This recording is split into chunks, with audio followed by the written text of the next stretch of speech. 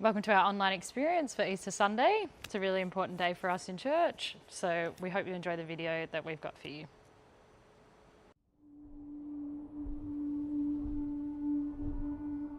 I've said it, I'll say it again. His disciples stole his body. It's that simple. You don't have to believe it.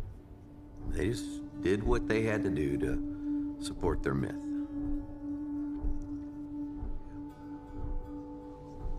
Except the idea of them taking the body is almost as ludicrous as what actually happened. Okay, you see this? This is a Roman seal. Now, it may not mean much to you, but when I use this to seal anything, whether it is a letter, a deed of property, or a tomb, it means everything. Whatever has this seal on it is under the supreme authority of the entire Roman government. So, these religious leaders who had this guy, who had Jesus executed, they were just convinced that his followers were going to steal his body and try to convince people that he resurrected from the dead. So they demanded that Pilate seal the tomb. That's where I come in. So I sealed it with the full weight of Caesar himself. Then there's 16 of us standing arm's length apart surrounding the tomb, right? And so this idea that we dozed off and they stole the body, do you know what happens to a soldier who falls asleep at his post? Best case scenario, he is beaten, burned. In all actuality, what would have happened is all 16 of us would have been executed. So no, as the story goes, we did not fall asleep and they did not steal the body. But I was paid good money to tell that story. How am I doing so far?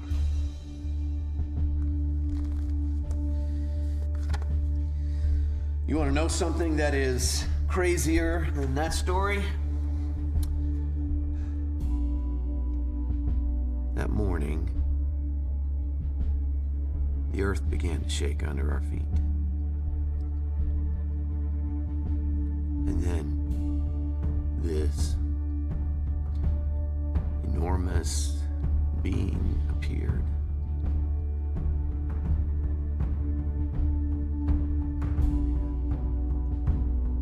It doesn't matter how hard I try, I can't do it justice. All you need to know is this. When I looked inside that tomb, that man who I'd seen executed in the most brutal crucifixion I'd ever witnessed was gone.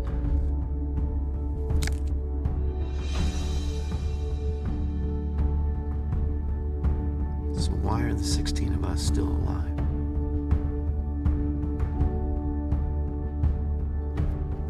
I'm telling you the real story. The truth is, he wasn't just gone. He was alive.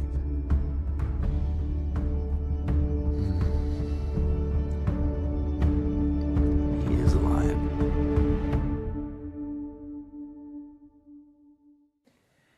Hey, happy Easter to our Elevate family, and especially all of you joining us for the first time today. Great to have you with us. Very, very special day, and we're thrilled that you're part of our online experience on this Easter Sunday 2022. Because, wherever you're sitting here, watching, joining in from, your living room, out in the wild, wherever it may be, we're joining together with hundreds of millions of Jesus followers all around the world who are celebrating this historical event that Jesus was raised from the dead. And 2,000 years after it happened, we're still building our life, building our faith on the hundreds of people and the eyewitness accounts of those hundreds of people who saw Jesus physically in the flesh, alive, merely days after they'd seen him nailed to a cross and killed. And look, I get it. This sounds a little far-fetched. Someone was dead and then several days later, they're alive again. This just doesn't happen. And, unsurprisingly, even to this day, it sparks some skepticism. People hear this so-called fiction story, fairy tale, about some guy named Jesus who died and then rose from the dead. And, it's understandable that they might think, I don't think that's true. And in an era where gaslighting and fake news are on the increase, I'm okay with a little skepticism. In fact, I think a little skepticism in life might safeguard you against being taken for a ride. But is this story true? Is it to be believed? And if so, what difference does it make in our lives today? And thankfully, this idea and this notion of skepticism, we can fact check. In fact, in life today, fact checking has never been easier because you and I almost certainly carry around a portable internet machine. And anytime you hear something that you're thinking, not sure if that's true, you can just ask the internet and hopefully you'll get an accurate answer. I can speak from personal experience. This idea of fact checking doesn't just happen for me in the wild. It happens for me in my own home. Just about a month ago, Louisa, my wife, and I, we were watching the NBA, the American National Basketball Association, and she asked me, is this very popular, NBA? And I said, yeah, it's the most, globally, it's the most popular of all of the major sporting codes coming out of the US. And Louisa was surprised to hear that. She said, is the most popular sporting code in the world? And I'm like, no. The most popular sporting code in the world, hands down, is soccer. And she's like, really? Now, Louisa is a full-blooded Italian, the daughter of a soccer-mad, soccer-obsessed father. And when I say soccer-obsessed, I mean 1 year when Louisa was growing up, she stayed up late to watch the World Cup with her father. Italy were playing. And during the game, the opponent scored a goal against Italy. And Louisa witnessed her father literally, not like metaphorically, literally pass out and fall off the couch onto the floor. This is the family that she grew up in, and yet she was not aware that soccer is the most popular sport in the world. I went on to say to her, in fact, it's the only sport in the world that's played in every single country on the planet. It's true, and I thought I was just pretty kind of forthright and convincing. Nevertheless, she reached for her portable internet machine and fact-checked me on this idea. We are, however, I think more inclined to believe eyewitnesses, more inclined to believe people who have experienced something for themselves. That's why Netflix have added features like top 10 in your country today, sending an email blast out, what people in your area are watching now. Just this week, by the way, you may have caught it, some of the shows, they've added a new feature that says most liked show, a show that you might have missed, but everyone that's watched it liked it. So you probably will too. And for the most part, that's helpful. These are eyewitness reviews, people who've touched it, smelt it, tasted it, experienced it. This is why online retailers send you a follow-up email after you've bought a product and ask you to review it. How's that product working for you? And they click and they put a link in for you to review it.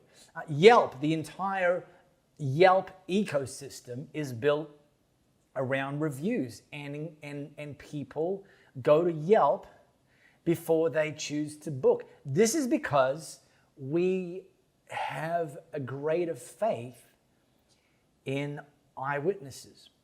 Well, let me take you to an historical record written by an eyewitness documenting his and some of his fellow band of brothers of their eyewitness experience with Jesus several days after they had seen him killed on a cross. And this is written by John. John was one of Jesus' handpicked 12, and John became one of Jesus' 4 biographers.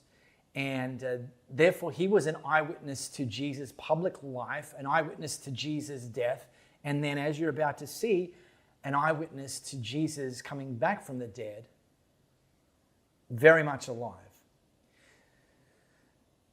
Later that day, this is what John wrote, the disciples had gathered together, but fearful of the Jews, they had locked all the doors in the house. Jesus entered, stood among them, and said, "Peace to you." And then he showed them his hands and his side.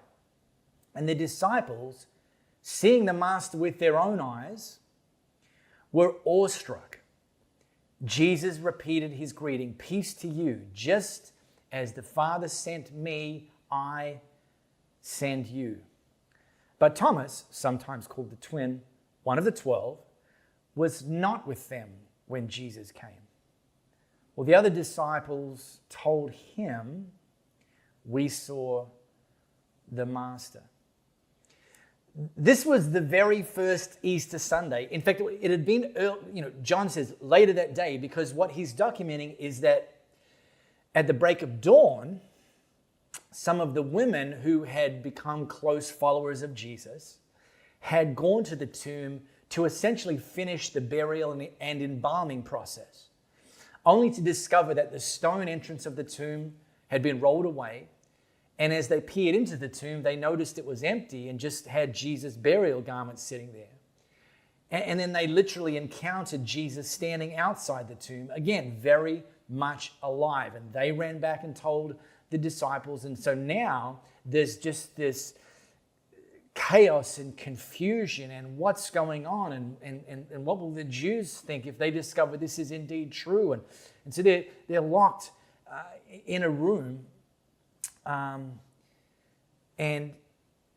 Jesus appears to them, although John made the point that one of the handpicked 12, Thomas, was MIA.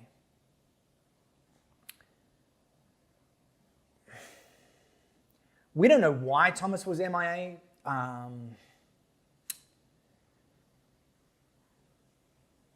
But it could be like something as simple as he'd kind of given up hope. Him and the 11 others, they were handpicked by Jesus. And when Jesus handpicked them, he said to them, "Come follow me." And when they said yes to that invitation, they gave up businesses, they gave up close contact with their family members, they gave up the village and the hometowns of their origin and their descendants' origin.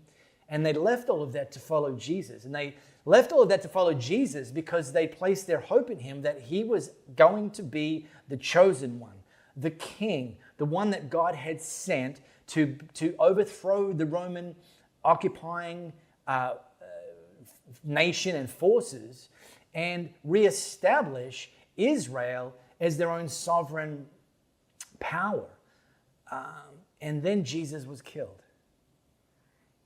And kings aren't supposed to be killed by occupying forces. So I think it's quite plausible that Thomas had kind of moved on. What's the point? He'd given up hope. What's the point of gathering together? And he, no throne, no crown, no hope, no future. And I wonder if you can relate to this. I wonder if at some point in your life, something happened to you that was unexpected and wasn't how you would have chosen your narrative to go. You know, you lost the job, even though you were working as hard as you knew how to. The business venture failed, even though it was your dream and you put everything you had into it financially. The ink on the divorce papers is now dry. And that's not how you saw this going. And your hopes were dashed. Well, you know, at some level, when these things happen to us, we can kind of identify with Jesus' closest followers, that all of their hopes and dreams and everything that they put into following Jesus had seemingly amounted to nothing. And there they were, typically in their mid to late 20s, asking the question, what was the point?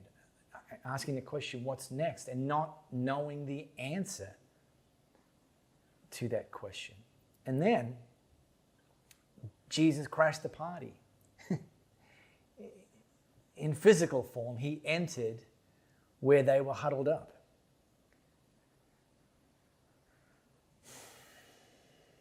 And then John records that they, you know, when they saw Jesus, their master, they were awestruck. Well, hello, of course they were. It's probably an understatement to say they were awestruck. And we don't know if Thomas later came to them. I think it's more likely that they couldn't wait to find Thomas and tell him of their eyewitness account. Sure enough, they connected with Thomas and they told him that they had seen the Master, Jesus, very much alive. And what do you think Thomas would do in this moment? You know, hope's dashed, and now Jesus is alive, so hope is alive. Well, it's not actually how Thomas reacted to this news. In fact, John records, but Thomas said, "Unless I see the nail holes in his hands, put my finger in the nail holes, in fact, and stick my hand in his side, I won't believe it." Now, this sounds gross. It sounds like, why would he say, like, who would want to do that?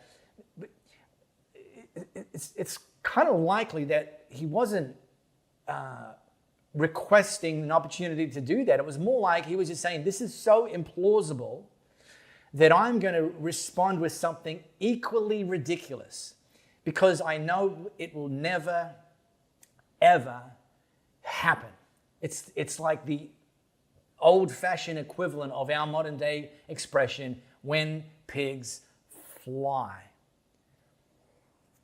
And from this day forward, for the next 2,000 years, up till today, Thomas has been labeled Doubting Thomas. And I'm thinking, that's a little bit cruel. I mean, it's cruel for a number of reasons. Number one, if only God had waited 2,000 years to send Jesus into the world, then when Jesus appeared back from the dead, resurrected, alive again, take a photo, send it to Thomas, post it to your socials. No one can doubt that. Take a group selfie, the disciples with Jesus. You know, maybe FaceTime Thomas in, or have a Zoom meeting. Hey, Thomas, guess who's alive again? And then we would have a record of that, like a visual record of that. Thomas would have never had to say, unless I can put my hand. So, you know, but they didn't have access to any of those tools. So, I think we can probably throw Thomas a bone for being a little skeptical. He's saying it's so implausible. But the best he can say is, unless I kind of see this for myself, in fact, touch this for myself. Just over a year ago, I was in the market for a new vacuum.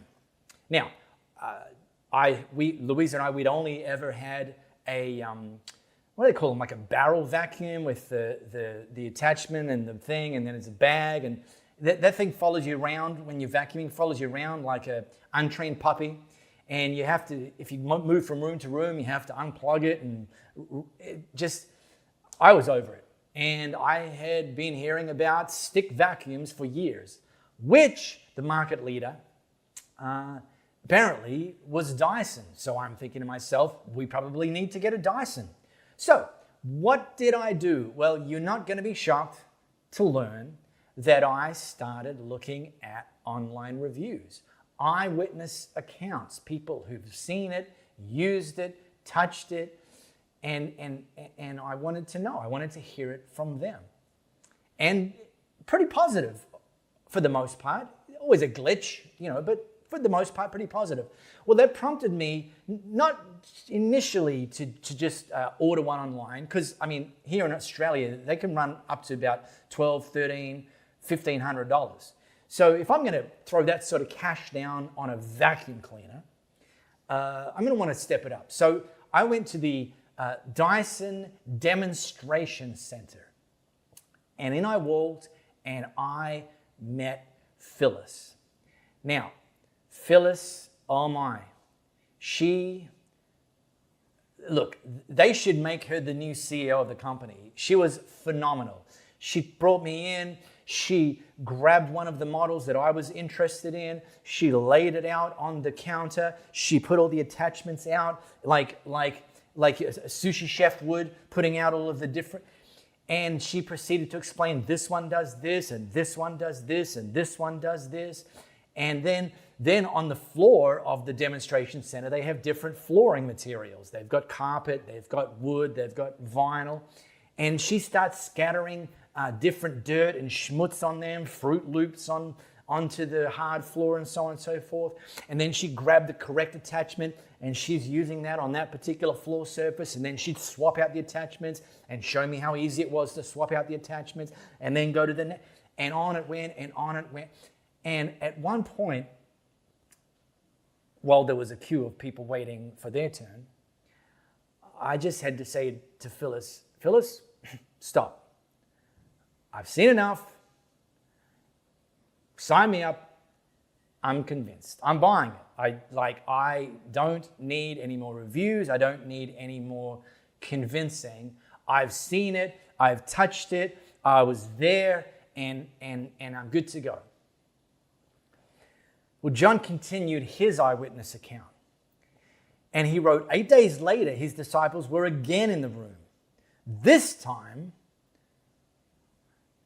Thomas was with them. Jesus came through the locked doors, stood among them, and said, "Peace to you." And then he focused his attention on Thomas. Take your finger and examine my hands. Take your hands and stick it in my side. Don't be unbelieving. Believe.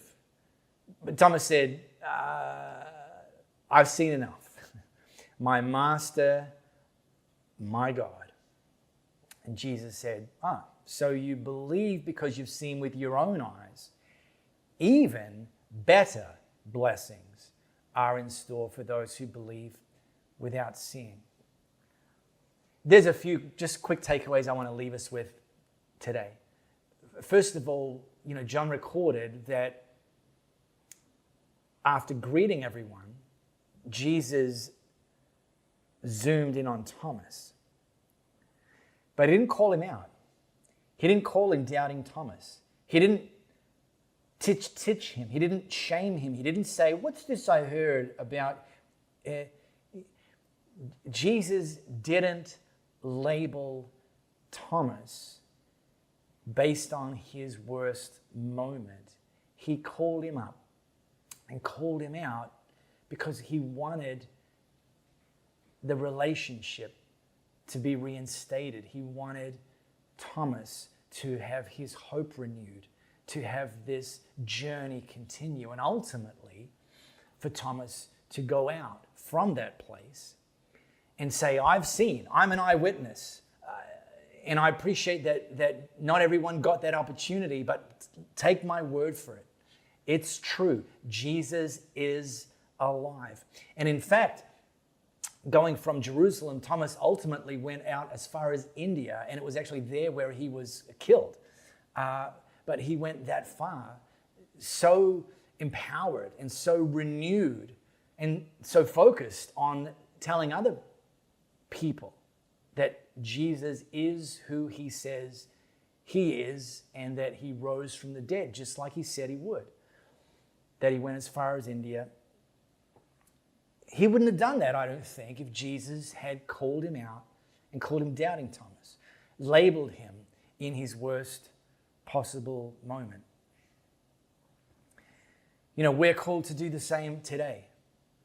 We're called to put our faith in Jesus rising from the dead based on these eyewitness accounts. Mary of Magdala, who we're about to catch a little bit of a glimpse of her experience with Jesus, and some of the other women, those locked up in this upper room for fear of the Jews, Thomas rejoining them, and then Jesus ultimately appeared to over 500 people physically in the flesh. And those eyewitness accounts were recorded by 4 of Jesus' biographers. And we can read them and place our faith that those who saw him, yeah, sure, they had a leg up. But Jesus said, we're even more blessed if we put our faith in what they saw, even though we haven't physically seen him in our time. Have the great rest of the Easter, celebrating the fact that Jesus is risen. And here's a little reminder of the nature and character of who Jesus is through another one of the eyewitnesses. I have been the object of disbelief my whole life. It greeted me as a child, this disbelief. And it helped itself to me, to my heart, marking me so deeply that, well, you don't know the level of repulsion people feel for you until you spend a good portion of your life not being looked in the eye. That was my life up until the moment Jesus found me. And what an unbelievable state he found me in. So, we packed, we cleaned, and we gathered for 3 years, though it felt like only days. And then the time came. Well, until his days were accomplished and he did what he came to do.